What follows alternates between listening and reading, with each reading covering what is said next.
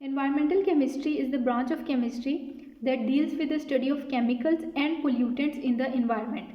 कि इन pollutants के chemicals के sources क्या हैं, इनमें क्या chemical reactions होते हैं और कैसे ये toxic substances एक जगह से दूसरी जगह transport किए जाते हैं या transfer किए जाते हैं. This branch is also interrelated with other branches of science जैसे कि biology, physics, mathematics, etc. Components of environment. There are four major components of environment: atmosphere, hydrosphere, lithosphere and biosphere. सबसे पहले देखते हैं atmosphere. Atmosphere layer of gases surrounding the earth, यानी कि अर्थ के इर्द गिर्द जो गैसेस मौजूद हैं वो एटमॉस्फेयर कहलाती हैं. इन गैसेस का क्या कंपोजिशन है?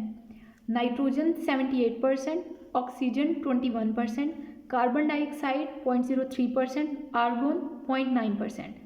इसके अलावा कुछ गैसेस ट्रेस अमाउंट्स यानी कि स्मॉल अमाउंट्स में भी मौजूद होती हैं, जैसे कि hydrogen gas, ozone, methane, helium, neon, krypton and xenon. And the last is moisture. Moisture means water vapours. Thickness. अब एटमॉस्फेयर की थिकनेस क्या है? 1000 kilometre above the earth surface. अगर ज़मीन की सरफेस से 1000 किलोमीटर ऊपर की तरफ गया जाए तो ये सारा एरिया एटमॉस्फेयर कहलाता है. Half of its mass is concentrated in lower 5.6 kilometre. ज़मीन की सरफेस से पहला 5.6 किलोमीटर का हिस्सा, उसमें हाफ गैसेस का मैस मौजूद है, यानी कि हाफ गैसेस यहीं पर ही मौजूद होती हैं. अब इन गैसेस की एडवांटेजेस क्या हैं? Gases of atmosphere absorb cosmic rays and major part of electromagnetic radiations coming from sun.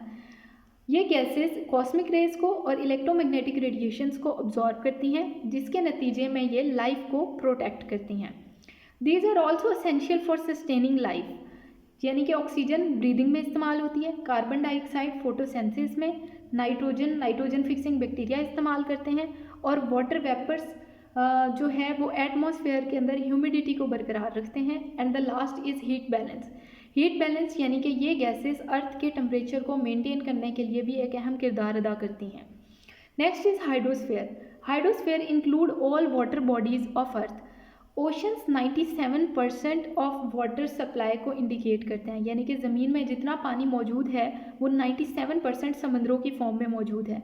इनमें हाई सॉल्ट कंटेंट की वजह से ये ह्यूमन कंजप्शन यानी कि इंसानों के इस्तेमाल के काबिल नहीं है. Polar ice caps and glaciers they form 2% of the water. कुछ पानी ग्राउंड वाटर की फॉर्म में ज़मीन के नीचे भी मौजूद है. Only 1% water is fresh water, जो कि रिवर्स, लेक्स और स्ट्रीम्स की फॉर्म में मौजूद है. अब इस फ्रेश वाटर का 69% वाटर एग्रीकल्चर में इस्तेमाल होता है, 23% वाटर इंडस्ट्री में और 8% वाटर डोमेस्टिक यूज़ यानी कि घरों में इस्तेमाल होता है. Lithosphere. Rigid rocky earth crust extends to the depth of 100 kilometre. Rigid यानी कि सख्त, रॉकी यानी कि ये रॉक्स के ऊपर, चट्टानों के ऊपर मुश्तमिल है. अर्थ क्रस्ट ज़मीन की सरफेस. अगर ज़मीन की सरफेस को से 100 किलोमीटर अंदर की तरफ गया जाए या नीचे की तरफ गया जाए तो ये सारा हिस्सा लिथोस्फेयर कहलाता है. Core and mantle heavy interior make up most of the earth's mass, यानी कि कोर और मेंटल ये ज़मीन के अंदरूनी हिस्से के अंदर मौजूद हैं और ये ज़्यादातर अर्थ का मैस इन्हीं से ही मिलके बना होता है. जैसे कि देखें 99.5% मैस 11 एलिमेंट्स मिलके बनाते हैं अर्थ का. ये एलिमेंट्स क्या हैं, कौन से हैं, इनकी परसेंटेजेस यहाँ पे गिवन है. जैसे ऑक्सीजन 46% मौजूद होता है, silicon 27%, aluminium 8%, iron 5%, calcium 3%, sodium 2%, potassium 2%, magnesium 2% and hydrogen and phosphorus less than 1% मौजूद हैं. कुछ एलिमेंट्स ट्रेस एलिमेंट्स कहलाते हैं, यानी कि वो एलिमेंट्स जो कि 0.1 से 0.02% की कंसनट्रेशन में मौजूद हों, ट्रेस अमाउंट में मौजूद हों, उन्हें ट्रेस एलिमेंट्स कहा जाता है. जैसे कि carbon, manganese, silicon, barium, chlorine, chromium, fluorine, zirconium, nickel, strontium and vanadium. ये एलिमेंट्स मिनरल्स की फॉर्म में मौजूद हैं, यानी कि calcium phosphate, calcium silicate etcetera. Biosphere and ecosphere.